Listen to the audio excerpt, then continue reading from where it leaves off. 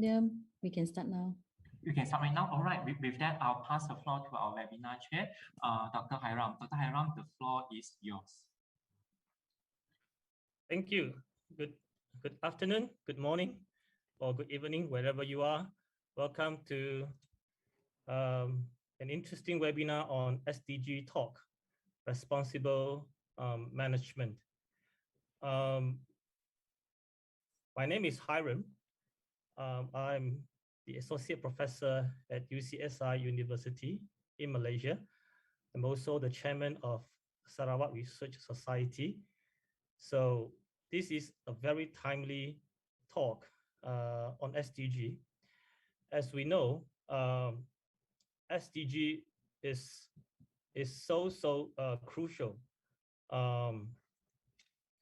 It is something adopted by the United Nations in 2015 as a universal call to action to end poverty, to protect planet, to ensure prosperity by 2030. And we are in 2021. So we have a great responsibility to collaborate, to hit the core, to achieve SDGs, Sustainable Development Goals, by 2030. So apart from 17 goals, there are 169 targets. And this is why we focus on responsible management today. I believe we all know the present pandemic crisis teaches us a lesson, and that is we can never overcome crises individually. We have to work together, whether you are researchers, whether you are policymakers, you are working in a business organization, we all have to contribute to and achieve Sustainable Development Goals together. So it is about working together ethically in a sustainable way, finding solutions together, having a robust, workable management system to achieve the collective goals together. We are very, very pleased to have three speakers with us this afternoon or today to share with us their thoughts, their experience in relation to responsible management and SDGs. We have Madam Mukvinder, or Mukvinder, if I may, as the first speaker. We have Poon as the second speaker, and we have Joe Jones as the third speaker. They will introduce themselves, so I will not spend time introducing them. So if you have any questions, feel free to write in the chat room.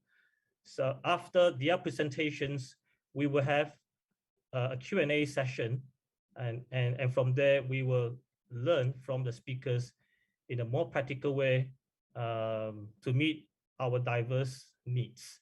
So without further ado, I would like to invite all the speakers. Thank you so much, Mukvinder. Thank you so much, Kelvin. Thank you so much, Joe, for being with us this afternoon.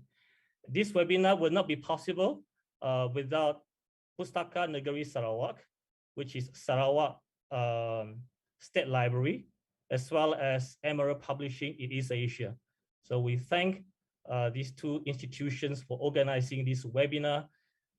It is a timely webinar for all of us to learn about responsible management and SDGs. Shall I pass the floor to Mukvinder? Would you like to begin with your presentation? Over to you. Thank you very much, Dr. Hiram. I will get right to it because I have so much to say in the very short 15 minutes that I have. So let me share my screen. Okay, right, I'll put it on presentation mode. Okay, all right. Can you hear me fine? Perfect. Perfect. Okay, thank you. Thanks, Dr. Hiram. So I will be talking about RCE Kuching and how we set up RCE Kuching. I am currently the Pro Vice-Chancellor at UCSI University, Sarawak campus here in Borneo. And I'm also currently serving as the chairperson of the Regional Center of Expertise, or RCE Kuching. So I'll be using the word RCE Kuching. And so what is this center all about? Now, before I actually talk about RCE Kuching, I'll also be, giving you some information about what ESD is, or Education for Sustainable Development is, and why ESD. And because that's what RCE Kuching is all about. It's all about using education as a tool for a sustainable future. And then, of course, then I will then zoom in on the community programs that we have conducted since 2019. RCE Kuching is not a physical center. It is not a physical building, but rather a network of individuals. We have a network of organizations, formal or non-formal organizations, experts who work together to come up with programs and activities and really use ESD as a tool to create sustainable communities. So this is what I will be talking about. So why ESD? But we all know, I mean, we've been hearing in the news the extreme weather in Europe, in China, having to deal with the pandemic. So more and more, we have been hearing, people talking about UNESCO and the UN, and Dr. Hiram said it, SDGs, how we need to come together to, urgently educate our communities to really think and live differently. And so with that, education, as seen as the key driver or the key enabler to the SDGs. And that's where the Education for Sustainable comes into the picture. It's really a framework that can provide the knowledge, awareness, and action that would empower people to tackle these sustainability issues that we are facing. And really not to just look at education as, learning how to read, write, or count. It's more than that. We have to teach our learners, our communities to rise above the challenges of the 21st century. And so, as I said, how do we go about empowering learners as well as the general public, communities, to have the knowledge, the skills, and then eventually be able to come up with or mobilize actions and work with their communities to bring about the change that is so necessary. And so, as far as ESD is concerned, and this has been, recently launched by UNESCO when they launched the ESD for 2030 roadmap, where ESD is seen as the key enabler to achieving the SDGs. What we are looking at is how ESD is seen as being able to raise the awareness, the knowledge, the understanding on the 17 SDGs, as well as mobilize action towards the achievement of the SDGs, and finally be able to allow learners to learn how to, have that balancing act between the complexities of the SDGs, the priorities, and often, they are interlinked, So ESD is supposed to be a holistic learning process, looking into not just the cognitive learning dimension, but we are looking into the socio-emotional learning dimension as well as the behavioral aspect of learning. So ESD is supposed to be a transformational approach to learning, and more, there are more and more instances of learning institutions such as universities like us who are trying to move beyond the traditional, concepts of, delivering knowledge as well as research to trying to bring about real impact within our societies. And so one such endeavor by universities is to host these collaborative learning networks called RCEs. It's actually an initiative by the United Nations University Institute for the Advanced Study of Sustainability in Tokyo, Japan, in 2003. And what we're supposed to do as RCEs is really come up with this multi-stakeholder network of experts who can together come up with solutions or create solutions to sustainability challenges that we are facing, in our regions. And so that's just it, we have these formal education institutions and non-formal, institutions coming together to come up with these solutions, programs and initiatives, all with the aim of using ESD as our main tool, as our main framework as we come up with all of these programs. And so really, the whole point is to be able to translate global objectives such as the SDGs, and as I said earlier, UNESCO's ESD for 2030 roadmap, and translate these global objectives to the local context. All right, okay, and currently as RCEs, we are unique. We have a unique portfolio of activities. So RCE Kuching may be totally different from RCE somewhere in the Americas or in Europe. And what we try and do is really focus on the sustainability issues that we face, in our regions. And currently, RCE Kuching is zooming in on a total of 6 SDGs, but I'll be just focusing on SDG 11, which is, the kind of activities, programs that we have that zooms in on this particular SDGs. And currently, there are 179 RCEs around the world. There are 6 in Malaysia. RCE Kuching is the very first one in Borneo, in East Malaysia.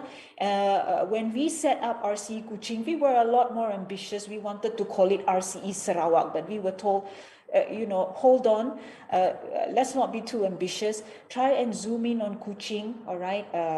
It's too wide of a geographical scope if you look into the state of Sarawak. Let's zoom in on your region where you are, which is Kuching, the south of Sarawak, and let's just see what we can do in Kuching, and then we can move on to other places in Sarawak. And so really, this is what we are trying to do. Align ourselves to the SDGs, the UN SDGs, as well as the UNESCO's priority action areas set forth in the ESD for 2030 roadmap. And as you can see, we have the, if you look at priority action number 5, communities, working with communities and local-based community, programs are key to our activities in RCE, along with, of course, engaging with the youth in particular. And this is something that we are always proud to show, the certificate of acknowledgement from the United Nations University certifying RCE Kuching, and acknowledging us for our work on education for sustainable development. And so this is how we have organized ourselves in such a way that we are able to bring in all of these people from different places. It's not just about UCSI University. Yes, we are the host, all right, but we are required to work with all of these experts and organizations. We are looking at government agencies, youth are key, local community, educators. We're supposed to bring them together, all of us, and come up with, a number of programs and initiatives. We have programs under, ongoing programs under R&D. We have educational programs, outreach and engagement programs. And so these are some of our approaches. And currently we are organize within these working groups. So we have a working group that's working on rivers, water and livelihoods, marine litter, plastic pollution, responsible tourism, sustainable communities. And we all have, people from different organizations who are working with us on a number of programs and activities. And these are our youth, very key to our, the entire group at RCE Kuching, as well as the stakeholders who come in, as the advisory committee, or they come in, as co-hosts and co-organizers of events and programs, be it funding, resources, ideas, advice, and they've done that, ever since we have started rolling out our programs and activities in 2019. So this is the whole list of people who's come in one form or another to contribute to our programs. Okay, and as you can see, various people from various, we've had individuals as well who are passionate about ESD and what they can do and contribute as individuals in, translating global SDGs, the global SDGs. We've had whole associations, youth associations, government agencies, and this list really increasing. Okay, and so basically this is our approach. Coming up with educational programs, we've contributed to conferences, forums, there have been public engagements. The whole point is to, have communities who are, literate, sustainability literate, and they know how they can, as communities, also contribute to the global SDGs. So at a glance, since 2019, these are some of our achievements. We've worked with teachers, we've worked with communities, we've worked with government agencies, ministries, in various aspects, okay? And of course, I will be zooming in on what we have done as far as communities are concerned. And these are some of our flagship initiatives. And we've also, been recognized by the United Nations universities for our contributions to, addressing especially SDGs 14 and 12 through these programs and activities. And so this is how the awards look like. Okay, all right. So again, as I said, I'll be zooming in just on the community programs. And we've done a number of programs and activities over the last, I would say, 2 years or so. Our first year was in 2019. RCE Kuching was acknowledged back in 2018, end of 2018. And so we had a full, year 2019 where we were able to roll out a number of initiatives. That was a good year for us. But of course, come 2020, we were held back a bit because of the, of course, the pandemic and all. But we'll talk about what we did on how we handle that situation. Okay, so these are some of the communities that we have already worked with and are currently still communicating with, engaging with on a number of programs. So we have decided to zoom in on this particular group or communities that sort of are in the vicinity of the of one of a very important tributary, all right? It's called the Sarawak River or Sarawak Kiri River, or simply it just is the left side of the river called the Sarawak River. And so we are working with communities, schools, in rolling out some of these programs. And it's a very important river. It's a source of water to Kuching. And so we've decided to, see how we can actually work with these people. And these are some of the programs that we have actually, rolled out since 2019. And so looking at the, looking at some of these programs that we have actually come up with.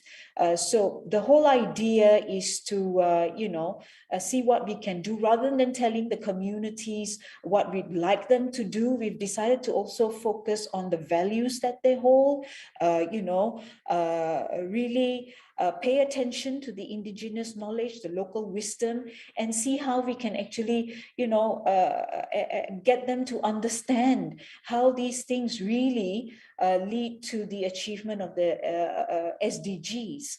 And so in doing that, we've come up with a number of programs with our stakeholders. As you can see, this was our very first one in 2019, the Sarawak River Art Competition, where we invited youth, people from all walks of life to contribute to this competition. And another one, working with the homestay operators of the,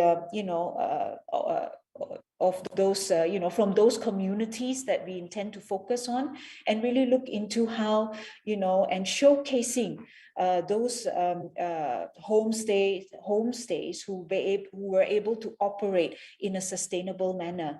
And we've been using, role models, I would say. And this is one example, and this is from one of the communities, a beautiful homestay right in the middle of a little island in one of these communities. And it's amazing how they operate, And so we've been showcasing the kind of things that they have been doing here at the homestay. And these are the kind of people that we have been trying to engage with, and use them really as role models. And, these are some of the things. And they even practice the farm to table concept. They have a beautiful garden. Yeah. Could you wrap up in 1 minute? Oh my God, 15 minutes just gone like that. Okay. No worries. And, yeah, thank you. And of course, other things, again, with the same communities, we've gone into the communities to talk about, sustainable fishing methods, trying to connect with the housewives on how we can get them to, convert used cooking oil, for example, to soap, give them education on plastics waste and the impact on marine life, etc. And a number of things, this was shown by Pustaka Negeri. Some of our team members, they've also come up with this, modules for the general public on responsible tourism. And of course, 2020 was a difficult year. We were unable to physically go into these communities, but we've tried to go online. So this is something that we have done online. Of course, some of the challenges that we have faced is, very often these communities lack the digital infrastructure. So this is something that we are still kind of struggling with, but that hasn't stopped us from engaging with them and still continuing to engage with them in some way or another. And of course, as an educational institution ourselves, we have, rolled out the Eco Campus program because, we would want our students to have a deeper understanding of the sustainability challenges and eventually use their knowledge to create, sustainable communities when they go back to their communities. And these are some examples of the efforts that we have under the Eco Campus program.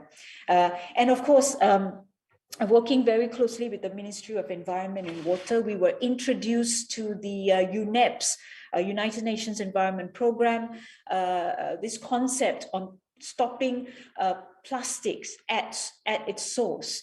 And so this was something that we contributed to this program called the Clean Seas Pledges. And as fellows, as stakeholders, we have contributed to, trying to see what we can do and undertake collaborative initiatives, zooming in on plastics waste in particular. Same goes with our youth ambassadors as well, trying to engage with youth to highlight this particular issue. All right, and again, another online program that we had focusing on water. Recently, again, because we are unable to go into these communities yet, and what we've done is really, work with one of our stakeholders again to see how we can convert, produce from these farmers and process this food to increase their shelf life and give it back to the communities in need, in particular during this time. And so that is currently an ongoing project. And of course, donation drives, again, helping communities in need. Youth programs, most of these programs since 2020 have been online. We have been engaging with youth, trying to still, get into these communities, but not yet. Well, of course, for obvious reasons, but again, that has not stopped us from, carrying out with some of these activities. And we will continue doing that, be it youth programs. And this is one of the programs looking at urban biodiversity, where we encourage, the RCE community to take pictures of urban biodiversity. And we did quite well there. I think it was quite a success. So I would encourage whoever is listening on to me. I didn't have much time. I wish I could have been able to share with you a bit more, but really, yeah, time is up. I would urge you, I'm urging every one of you, as I said, we are open to individuals, organizations, as long as you would like to contribute, and be a part of our programs and activities, be it research projects, the development of programs, right from the planning stage, work with us to engage with the rural communities and come up with ESD tools, evaluation tools, programs, capacity building, be it capacity building, so I invite all of you to please contact us if you are interested. Over to you, Dr. Hiram. Thank you. Thank you, Mukvinder. Thank you for your sharing. It is so rich, so full. I believe the participants would love to have a copy of your slides. Would you be willing to share with all the participants after the webinar? Absolutely, absolutely. Thanks, Dr. No, and also apart from the government agencies, practitioners, researchers, would you agree that student is also a key stakeholder in achieving responsible management and SDGs? Definitely, absolutely. And this is one of the key things that UNU or even the ESD for 2030 roadmap has been emphasizing: youth engagement, students, youth from all places. Yeah. Thank you. Thank you so much. For all of you who just happened to tune in, this is a webinar on SDG Talk on responsible management, brought to you by Sarawak State Library, Pustaka Negeri Sarawak, and Emerald Publishing. So moving on to the next speaker, Kelvin Poon from Singapore. The floor is yours. Thank you, Dr. Hiram. If I could share my slide, I think I can share my slide. Right? Yes, you should be able to do that. Yeah. Okay. Yes. So I've just got 13 slides. In my first few years of teaching, my students say I talk too much. So down the years, I've somehow learned to talk less. Every student loves a teacher who talks less, right? So that's one of the skills that I've honed down the 10 over years. So as you can guess, I just told you that I'm one of the things that I do is I teach. So I'm from the smallest country in Southeast Asia, yeah, Singapore. And I founded the Center for Responsible Tourism here. I won't tell you how small this outfit is because I still want you to think that it's pretty big. So I've been talking and teaching about responsible tourism for 15 years. This is my 16th year. I teach in the private schools here. I just came from a face-to-face class. We finally had some face-to-face class after what seemed like 1.5 years. So it's good to be back in the classroom. I'm an occasional practitioner in the field of sustainable tourism, or what we sometimes like to call responsible tourism. I used to have a friend who used to say this and still say this from time to time, that I'm quite useless in this country. Let me give you some context why I have such a friend who makes this statement. Responsible tourism used to be a fairly unfamiliar term, in Singapore. You hardly see anyone use that term except for me and one or two other people. So I don't feel at home, when I talk about responsible tourism, I seem like the odd one in the room. with the exception of my teaching classroom. So I feel very much at home when I attend conferences in the Philippines, Malaysia, in Thailand, because these are the places where people talk about community-based tourism, sustainable tourism. And so when I take the flight back home, you know, once again, I feel like a stranger. So in the recent 10 years, you can see that there's more people here. You know, there's more people here. There's a slightly more, there's a slightly stronger. More people now are familiar with these two words, responsible tourism. The Singapore Tourism Board also have used this term occasionally from time to time. So I think I'm a little bit more useful now here. Yeah, so, after being not so useful in the past 15 years. So I'm here to share with you Singapore's experience. We are once again a very, very small country. We don't have all the answers to the questions. In fact, I think the people working in the public service may not, they might not say this, but I think we sometimes try and learn from the other countries around us, you know, in the sense we copy. Yeah? Is this recorded? Oh dear. So we learn, you know, we learn. I'm quite sure that some of the things, if not most of the things, some of the things that we have seen ourselves doing, you know, in the attractions that we have here are probably things that we have learned from the other countries. So sustainable tourism, responsible tourism still is a slightly unfamiliar name or term to some people. One problem with most people here when they use the word sustainability, and I think the media to a large extent has to be blamed for this. Yeah, 8 or 9 out of 10 Singaporeans here equate, knowingly and unknowingly, when they use this word sustainability, they always equate or link it with the environment and you know, and full stop.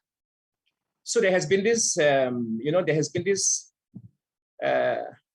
underdrive to make more people here aware that sustainability is not just talking about green, eco-friendly, you know, it's not just talking about the environment, although that is very, very important. Yeah. So you heard from the first speaker, you know, there was quite a bit of talk about communities and people, you know, about the heritage and the culture of groups of people. So I think the triangulated idea of sustainability, so far for quite a lot of people, the notion or the understanding of sustainability is still pretty much what we call one-dimensional. So I'm here to share SDG 8 and 12. And if you look at SDG 8, it's talking about work and economic growth. One of the criticisms that I sometimes have and I share with my peers around me is that we as in Singapore, we have been so fixated with tourist arrivals and spending, you know, as much as the income or the money or the tourist spending that happens when we have more and more of them coming is important. I think if the focus on that particular part of the triangle is so strong, we are in danger of going to miss out the other two pillars. Like most other countries out there, our tourism industry has more or less educated and gave us some ideas on what we can do when it comes to implementing the ideas in sustainability.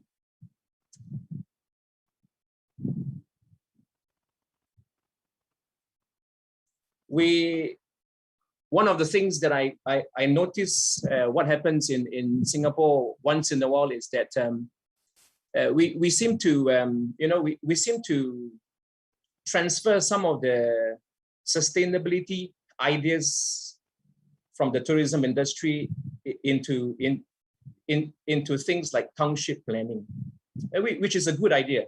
Yeah, and we also sometimes work the other way around. You know, from the developments in township planning, we somehow happen to transfer some of the ideas and tips to the tourism industry.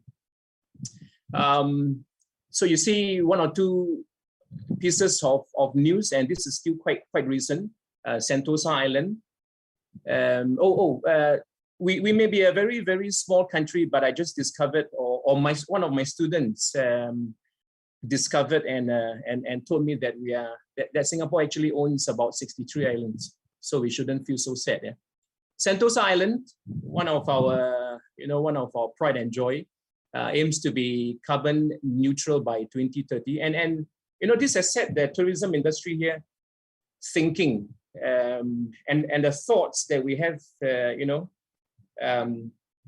transcends just beyond going into the economics. We have seen in the recent few years, or the recent past 10 years,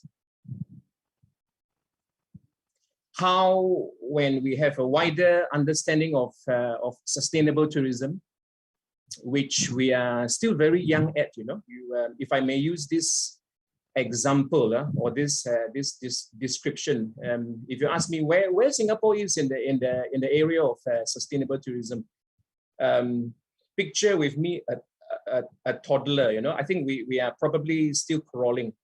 We have still quite a lot of things that we can and we should learn. This is taken from the chief of the Singapore Tourism Board, Keith Tan, and he was saying that we should be looking to we should be, one of the main things going forward that we should look at is how to enhance the experiences. When the experiences of the tourists is strong, all the other things will fall into place. And the intangibles. So quite a large part of my time is spent in the classroom. So I sometimes tend to use the teaching and the training sector. So you could see that as much as we have created jobs, the creation of jobs is one thing, but the creation of jobs that goes beyond just functional tasks. So now we have ambassadors. That's one of the names that we started to give some of the people working in the places where the tourists come and spend their time in. We started to see in terms of skills, the transference of the knowledge and the skills. We have started to focus a bit more on the experience side. So it's my wish that we move out of this mindset that there must be this 15 million tourists coming in each of the year. There must be this incremental percentage, because tourist numbers is one thing, but what we should also pay attention to is not to lose sight of the other two pillars of the triangle.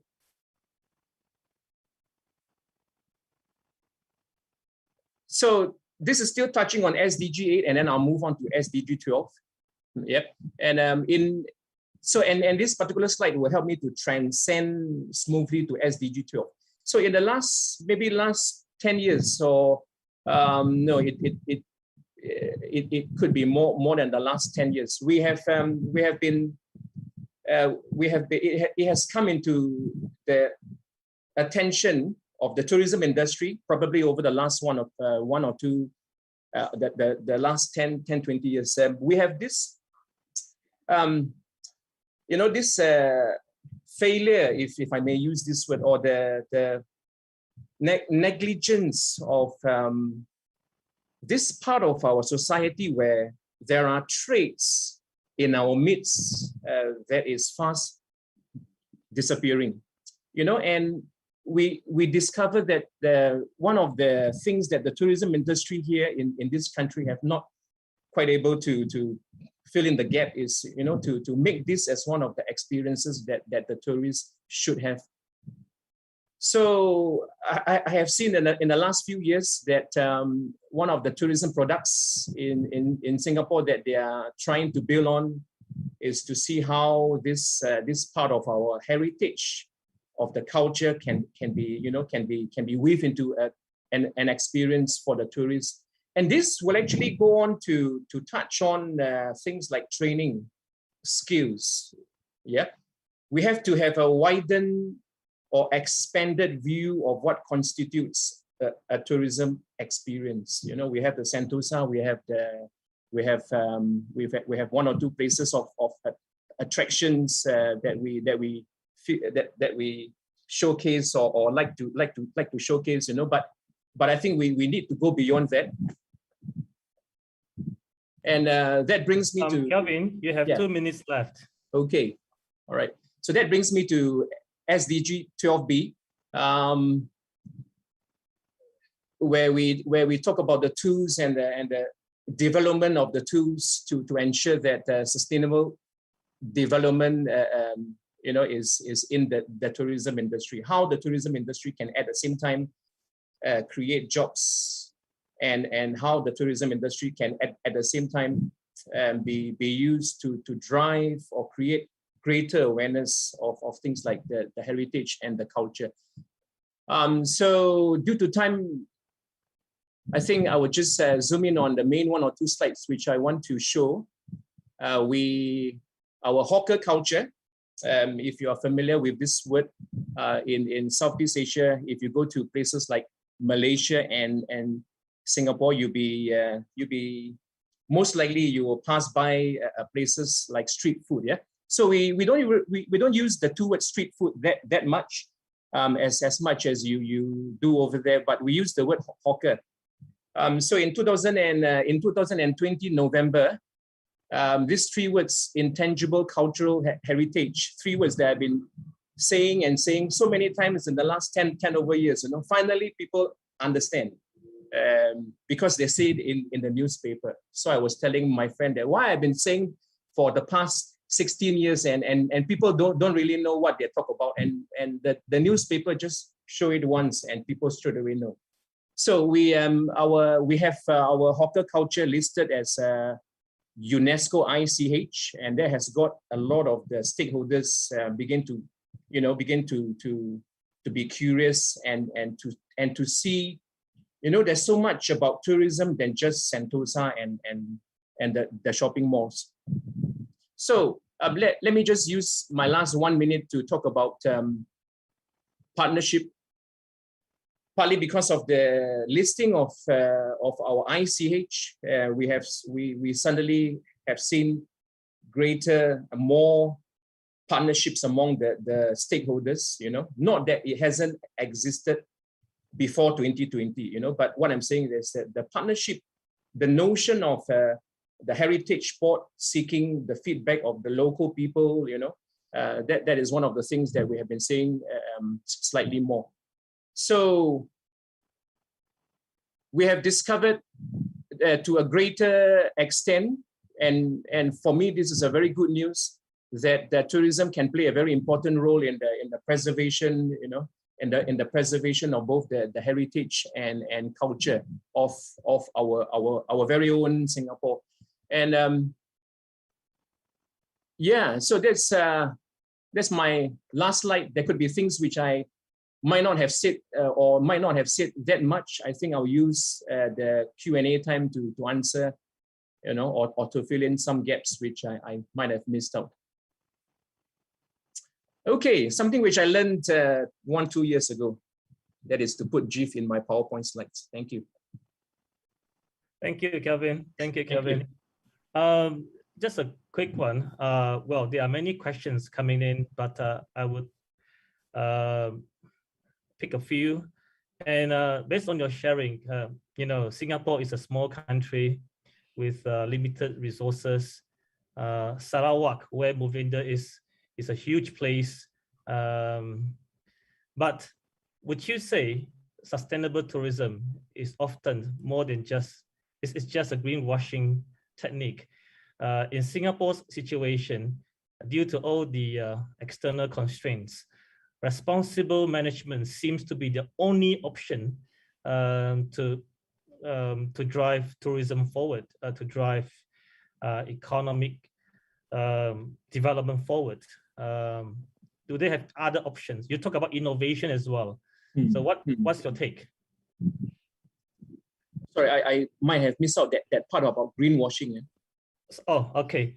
Now, would you agree, in many cases, sustainable tourism is just a greenwashing term? Okay. In the context of Singapore, due to limitation in so many areas, would responsible management be the only option to drive tourism, to drive economic development? Right. Yeah, I think one of the things which I sometimes like to share with my peers around me, my friends and my peers in the sustainability space, is that you know, we have a lot of SMEs who who by their own constraints and by the fact that resources are sometimes scarce, you know. And when we say resources, it goes beyond financial. It could be expertise, technology, and manpower. So like most other countries, our tourism industry is made up of small players. Yes, we have the Marina Bay Sands and we have the integrated resorts and all the big players, but that's just a few, you know. That's just maybe half a dozen. So we have most of these fragmented players, and as long as the rhetoric keeps on revolving around the motherhood statements like sustainability is for is good, you know, sustainability is good for all. What I sometimes feel is we need to go beyond these statements, you know, these statements which the public and the private sector sometimes tend to make, you know. And once we go beyond these statements, we probably will begin to discover a whole web of limitations and constraints, you know.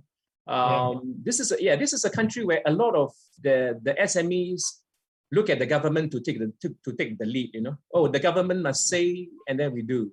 Yeah. So I think it's good that in the recent years we have examples of companies that are not very big. In fact, some are very small or very, very small, but they have used a plethora of very innovative initiatives, you know. Sometimes they go into very interesting partnerships beyond their own sector. Yeah, so I'm glad that you use the word innovation, which is something that is sometimes not looked at so much. Yeah, so thank you so much. So we learn about innovation, we learn about partnership. Despite the size, limited resources we have, we can still do wonders. So after hearing from Mukvinder in Malaysia and Kelvin Phun in Singapore, now we pass the floor to Joe Jones in UK. Hi, thank you, Dr. Hiram. And thank you also to Mukvinder and Kevin, some really interesting insights, some great examples of co-creation towards the achievement of the SDGs with the Sarawak community programs, and something I'm sure we'll have much to talk about after this. And I'm delighted to have the opportunity to contribute today, so thank you very much. I'm Joe Jones, I'm Publishing Development Manager for Emerald, and essentially my role is to work with institutions to gain in-depth knowledge of the research and conversations taking place within the area of responsible management. So I can pass insight back to the wider publishing team to develop new services to support the research community in delivering solutions relating to the SDGs. And this involves working with leadership teams, including vice-chancellors and deans, as well as the researchers in the institutions and stakeholders outside of academia. And I think we've already seen today with some of those examples how powerful projects become when multiple stakeholders are involved in that, and an impact can be achieved that way. Next slide, please, William. So what is responsible management and why does it matter? From our perspective, a general definition of responsible management is around making sustainable business decisions which take into account the interests of all stakeholders. So that would include people like shareholders, employees, clients, suppliers, the community, the environment, and thinking about future generations. And it's absolutely essential if SDGs are to be achieved, and the things that we've talked about today, we need responsible management. So what does that mean in the context of Emerald? We do have a short film, but I'm going to jump that today, and we'll provide you with a link to have a look at that. But from a responsible management perspective, the key themes, which can be seen on slide 4, are the broader themes and topics that we aim to cover across responsible management.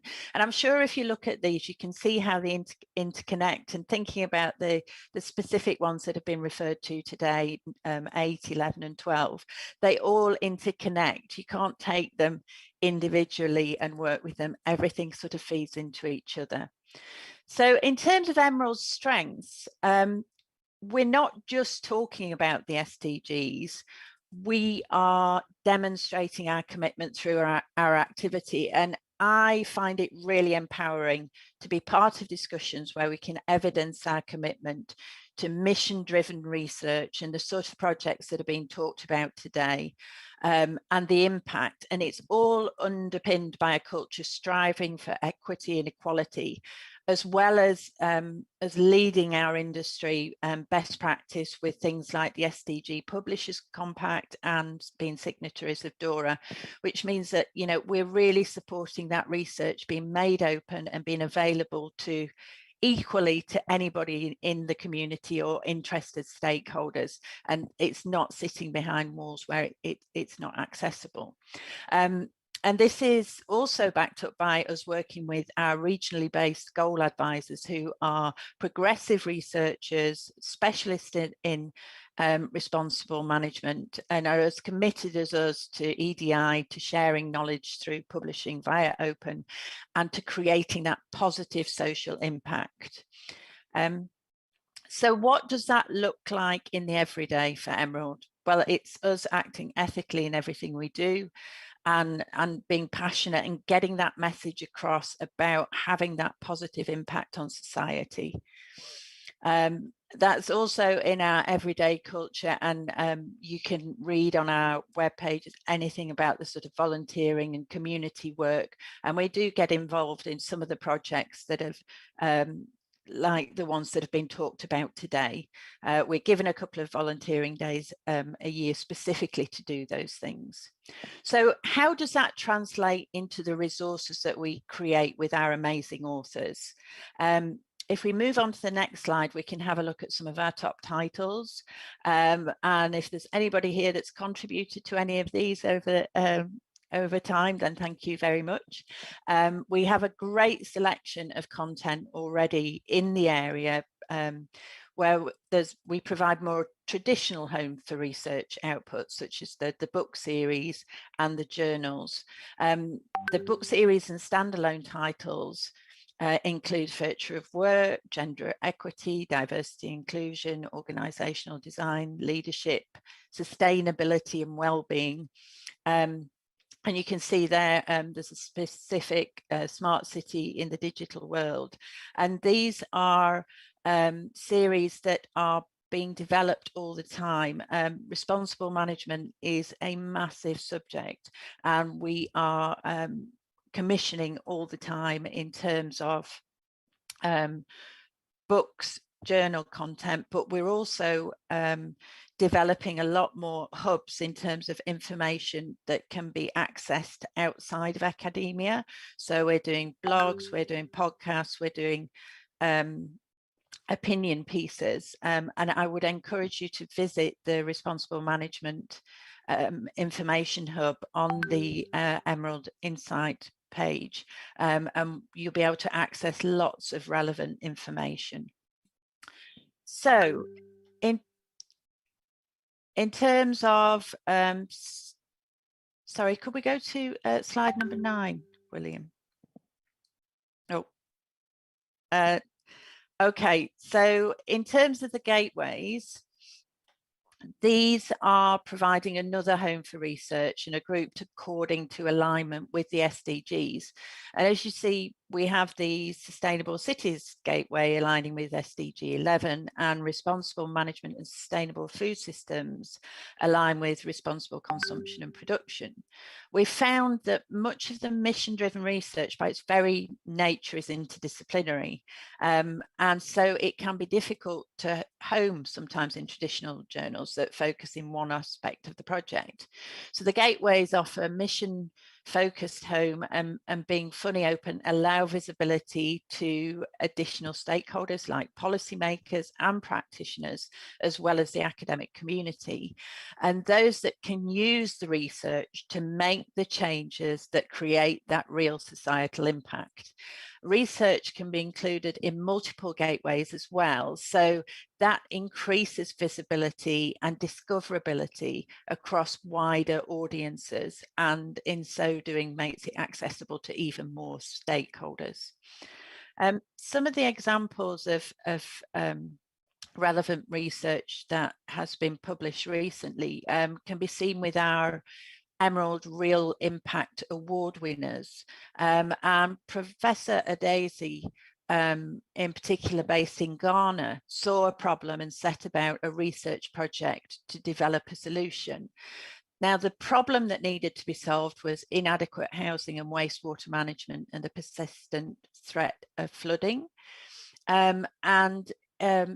He got involved, again, this sort of reflects back to what was being said earlier.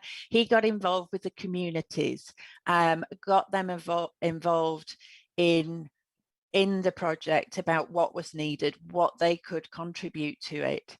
And in addition to publishing his findings in academic journals, he communicates his work to wider communities by adapting it into media-friendly articles. The far-reaching implications of this work has resulted in both media and local communities asking the right questions and demanding more from those in positions of leadership, forcing them down the line of responsible management. In addition, political parties are now being urged to make clear statements on policy directions for sustainable housing solutions across the country. And for the first time, provision of adequate housing became a national discourse in the run-up to Ghana's general election in December 2020. So that you can see there how the project starts and leads into impact. Interestingly, in terms of the missions that we run on the responsible management site, the first one that we launched was around food poverty and waste, and we asked pertinent questions, because what we're aiming to do is not just share information but to stimulate debate and start further conversations to seek solutions to the problems that will help achieve more equity in the world. And food poverty and waste, which relates directly to SDG 11 and 12 with sustainable cities and communities and responsible consumption and production. And that posed the question, there is enough food in the world, so why are people still starving? Also, interestingly, Kevin, and next, we've just launched a responsible leadership mission, and I'd love you to go and have a look at that and comment on it. But in September, we are launching our next mission is called CSR, when is it responsible management and when is it greenwashing? So it's good to see that we are aligned there in terms of some of the debates that are needed. Okay, well, in terms of what I have to say about responsible management and the fact that the clock is ticking, I will stop there. We will share the slides and there'll be additional information there, and we will also share some of the links to the responsible management page and to the film, which will give you more information. William has my contact details. If anybody wants to contact me after the event and ask anything, I'd be more than happy to have a conversation. And we'll finish by just showing some of the think tanks and some of the organisations that we're working with, because they align with our beliefs and our commitment to responsible management. And with that, I'll hand back to Dr. Hiram. Thank you. Thank you, Jo. Thank you for such an informative presentation. And I really encourage all the participants here to visit the website, Emerald website. So there is an abundance of information on responsible management and how we can actually practice responsible management in different areas.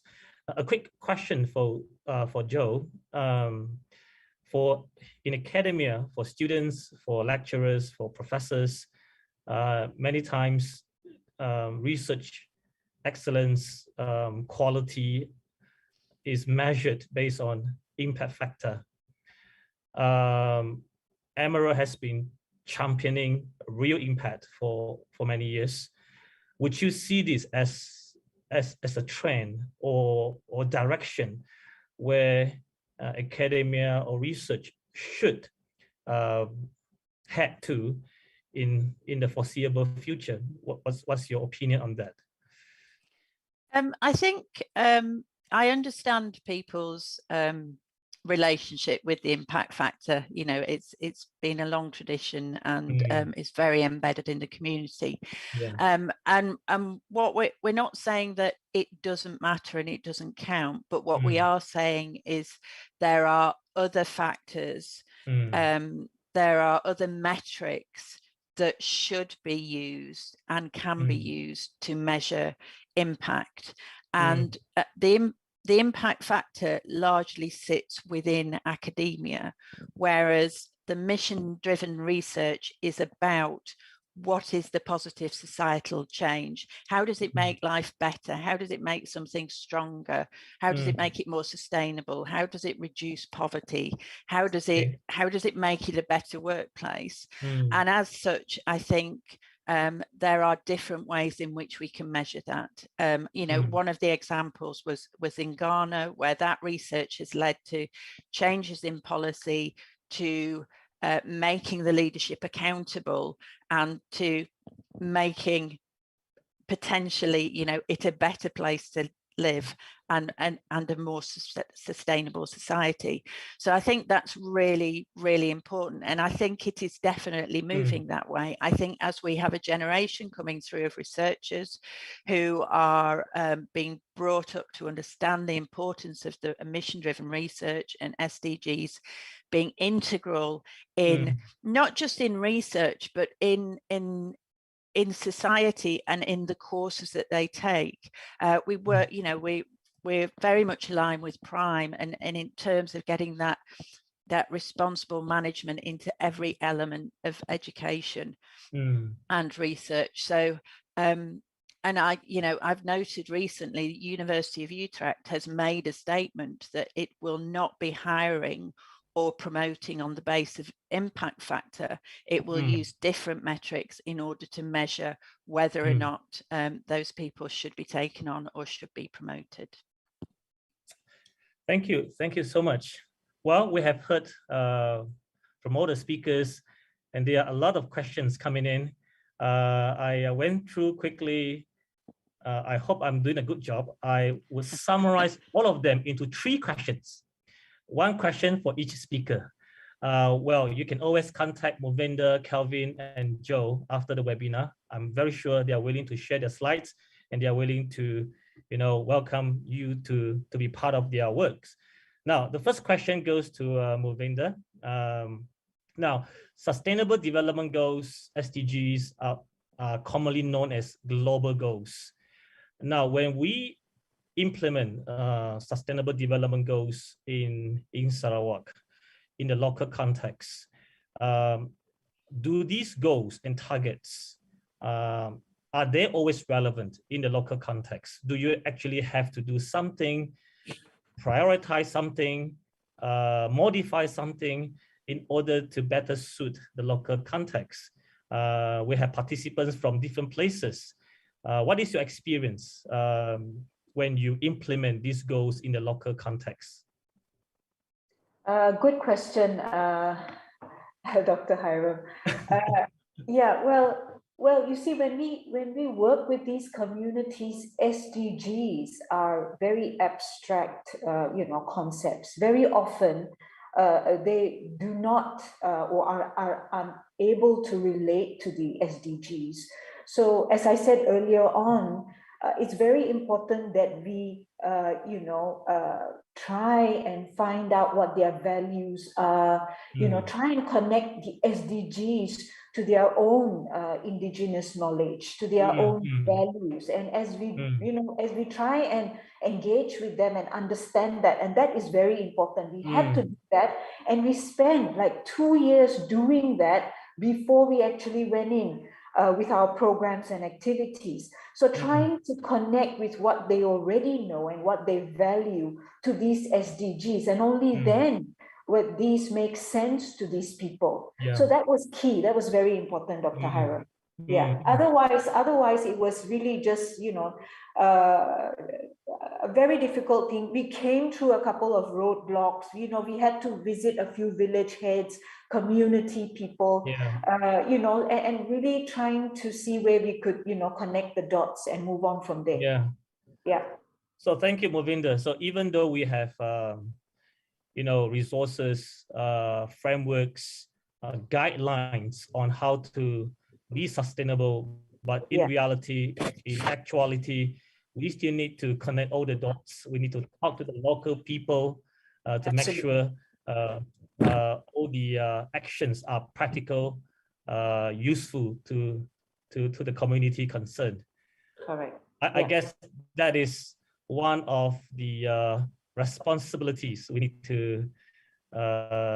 to have in order to make sure whatever we do, it is sustainable eventually. Thank you, Mukvinder. Moving on to Kelvin. We talk so much about multiple stakeholdership. People need to work together, different government agencies, business people. You talk about SMEs earlier, educators, local community. But when it comes to implementation, this synergy does not seem, it does not work all the time. I understand that you talk about innovation and partnership earlier. How would we overcome this issue when it comes to actual implementation?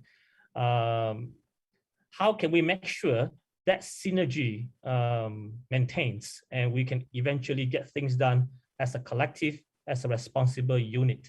What is your take? Oh, that's the biggest question I've had so far this year. I'm trying to combine and summarize all the questions I'm seeing now. I think the tourism board chief will be very proud of me if I can give you a satisfactory answer. I think some things work fairly reasonably well here because of our size, our very, very small size. So some things get a higher chance of getting it work. So execution. So if I understand you correctly, is how do we make things work across the very fragmented tourism industry? That's what you were asking. What I learned from watching the government in action here is that I sometimes discover that there has to be a balance between the government being the driver and sometimes letting the private sector become the driver, because the private sector consists of all your big hotel companies and all your big names. So the government may have the authority and the financial resources, but the other side has the expertise. And when the big brothers, when the leaders in the tourism industry get to work, then the smaller players may be, for lack of a better word, the smaller players may be motivated, or there is an incentive for the rest to follow. But what I sometimes feel that is somehow lacking, in maybe here and in some places, is that we have to have the patience to see things out, because a lot of things may not be easily quantified. especially in the tourism industry where you have intangibles. You know, you will not really know the progress because not everything is exchangeable by numbers. You know, you cannot really quantify environmental impacts and loss, the progress in preservation of people's culture. So you can't really see, though we always like to say we can use indicators. Yeah. So we also have learned to be innovative, you know, and innovation is an often used word, but we maybe have underappreciated this term. You know, we like to throw around words here and there. Sustainability is one of the words that I shared just now, that down here people use all the time, but they probably don't really know the depth, what it means. So I think the tourism industry is very fragmented, and it's still very fragmented, and we are fortunate in the sense that we don't have multi-cultures, so you know, things are not so complicated. Malaysia, you have 13 states and so many tribal groups, and I think you know, trying to get the different places to be up to the same speed might not be something that, you know, might not be something that we should be talking about. Yeah, so I don't feel like I have given you a satisfactory answer, but I think, you know, maybe it sort of sets you in the right tone, or puts you in the right platform or some sort. No, I think that is great. It's normal to not have any answers, but it's good to stimulate more questions for the participants to think about. It is not an easy situation. We know we need cooperation. When we talk about tourism, UNWTO highlights the importance of political wills to cooperate. We know in reality it is not that easy. But I like your point earlier. You talk about innovation. You talk about people, even private sectors, taking the lead to do certain things. In Singapore situations, I'm not sure. Perhaps people rely on government a lot. Perhaps responsibility means you just have to follow instruction. But there are situations where we have to innovate. Joe talks about leadership earlier, and partnership is another way forward. We have to work with others, especially during this difficult time. So it's great if we stimulate, if we raise more questions, something for all of us to ponder, to think about. Now, the last question goes to Joe. I saw a few questions on framework, benchmark. I tried to you know, put all this into one question. If I understood correctly, Joe, it is about whether we have a benchmark, a framework, a tool that we can use to measure responsibility, sustainability across different industries, different disciplines. What's your thought? I think if I had a complete answer to that, I think I would be very rich. I think that is the ultimate question. How do you measure impact, and what does it look like? And I think at the moment, you know, there are various things out there, such as altmetrics, but that actually, what that does is it measures the attention the research is getting. It doesn't actually measure what changes are happening. So we are working with various organizations to try and establish ways of tracking research so that we can see where, for instance, it has been taken by into a policy paper, a policy recommendation, and then seen what activities have happened as a result of that. I think there are a lot of universities that have their own systems of doing this, and I think there are groups that are working together to try and come up with, you know, one system that can try and fit all. But I think, you know, one of the big challenges is impact literacy, in the sense of you know, what is your interpretation of the word impact? A lot of people do think that impact is the noise and the attention that the research is getting, but the impact is actually the evidential change that, so, you know, as I mentioned earlier, that something has happened, that it's better, that it's bigger, that it's stronger, that it's more sustainable. So I mean, impact can go the other way, of course. It can be negative impact, but we're trying to go for the positive impact. So I think in terms of answering your question, how do you benchmark it? I think lots of groups have their ways of benchmarking it. There are things that we can do generally at the top level in terms of trying to track the research and what changes have happened as a result of it. I think there will be something developed. I think a lot of people are working on it because they understand the importance of it. And I think, you know, when that happens, that will be great. Thank you, Jo. We are coming to the end of the webinar. If I may ask all the panelists, all the speakers to give a final word, a final thought. Mukvinder, sorry to be the first again. If you have a final word for all the participants today, what would it be?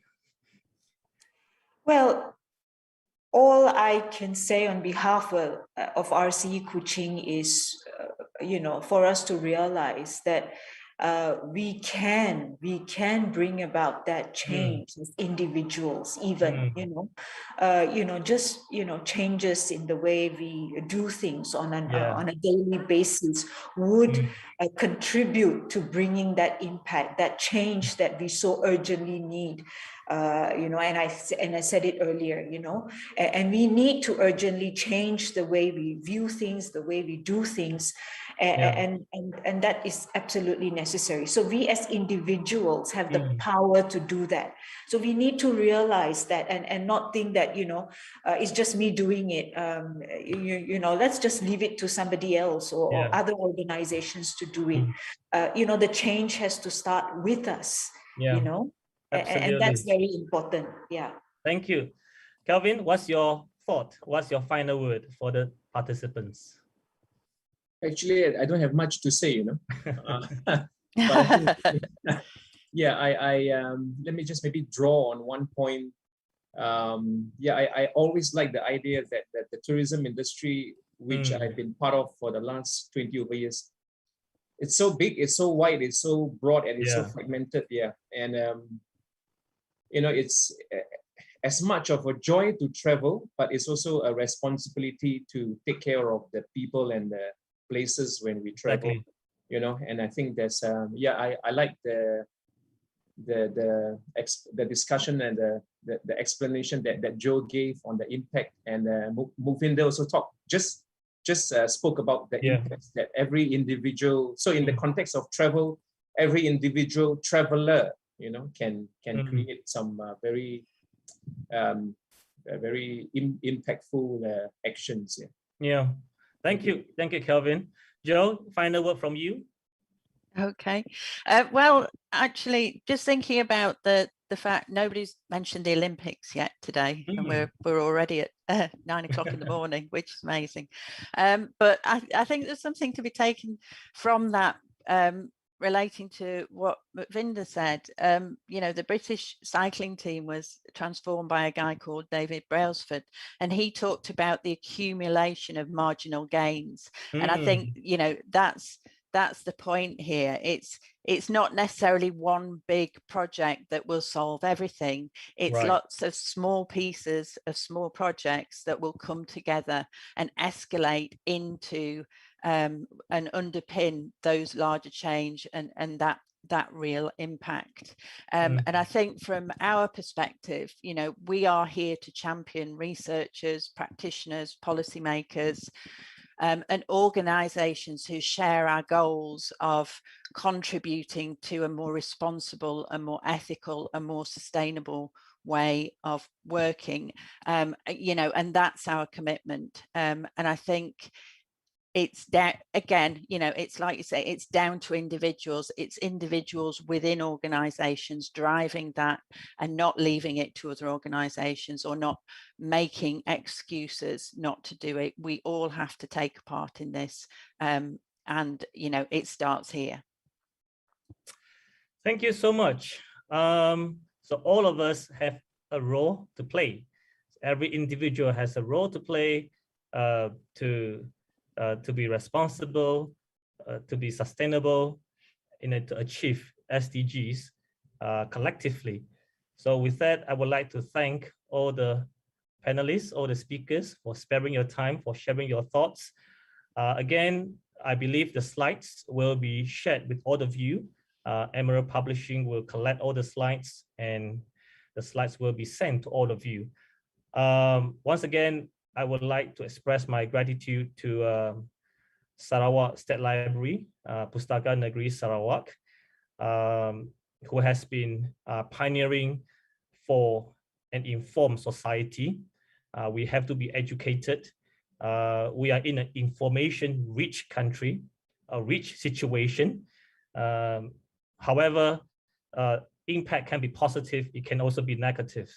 So we really have to be responsible in our reading, in our sharing. Let's be informed, let's be educated, and let's promote healthy teaching words. I think these are some of the little things we can do, and it is something accumulated, something progressive.